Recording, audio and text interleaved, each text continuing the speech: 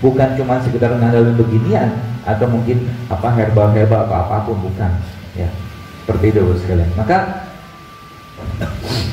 kita belajar ya hari ini, mudah-mudahan Allah mudahkan sehingga nanti harapannya yang sehat semakin sehat, yang berpenyakitan bisa hilang penyakitnya ya. Bapak Ibu sekalian, dalam Islam konsep penyakit itu asal muasalnya bukan dari fisik. Bukan dari fisik. Jadi kalau kita mungkin yang mana SMA atau SMP itu kan mengenal mens sana in corpore sano. Apa artinya?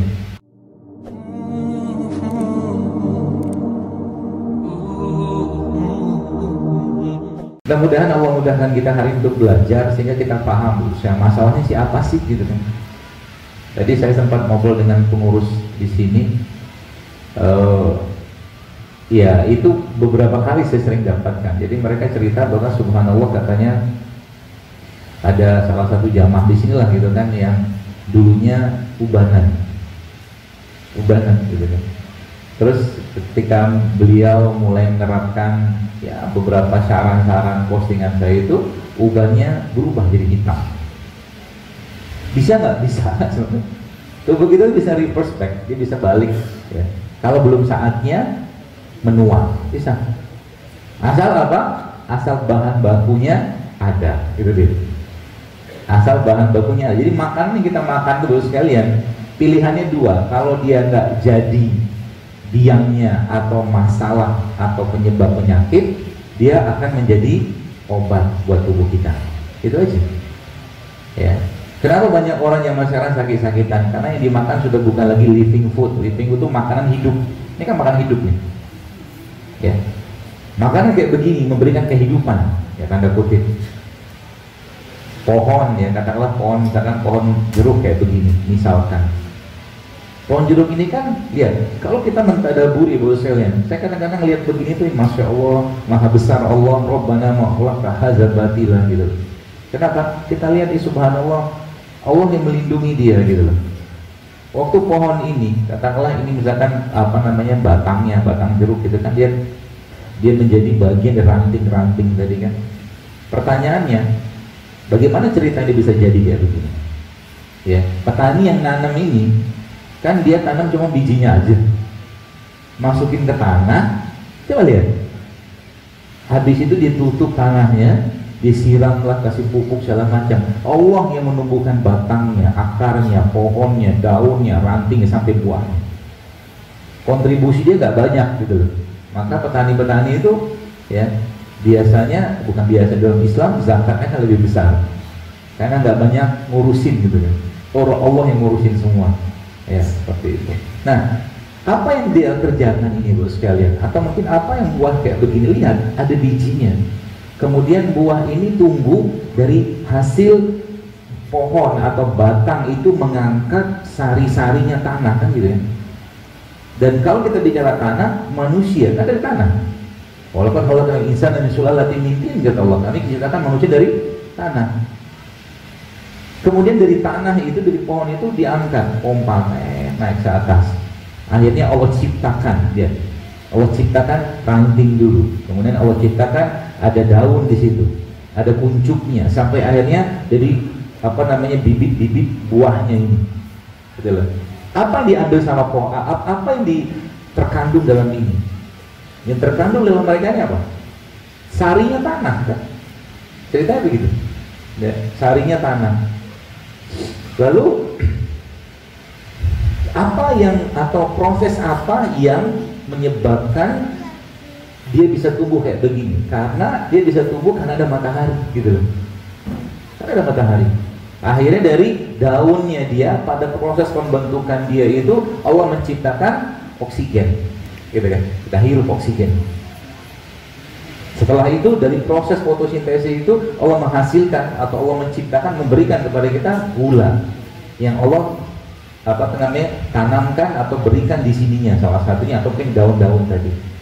Maka di sini ada kehidupan.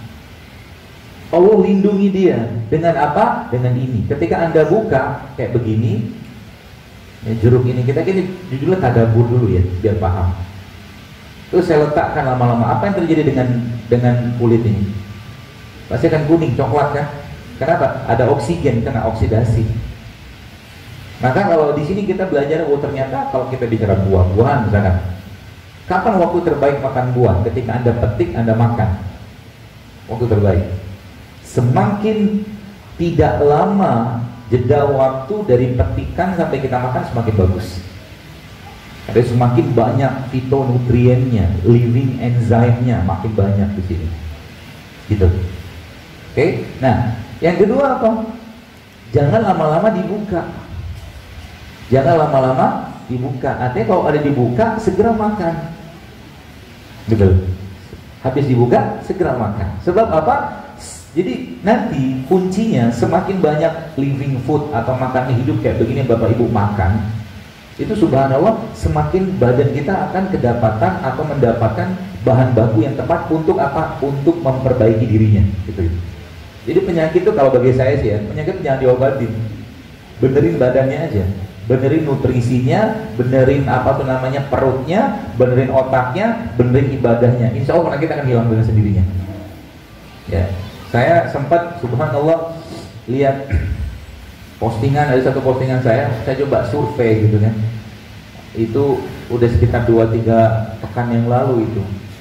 Saya tanya ibu-ibu di sini yang berhasil hamil, tanya saya. Dari apa-apa yang saya share di sini itu ada berapa? Ada banyak nggak? Mohon di-share dong. Itu subhanallah ada 5.700 komen. Itu sebagian besar hamil loh.